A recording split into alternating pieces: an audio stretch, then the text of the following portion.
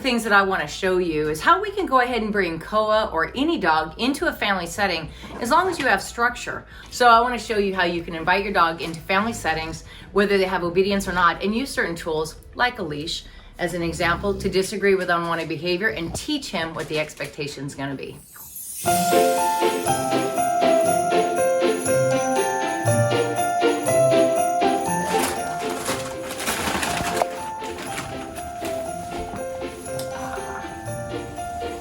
Oh, wow.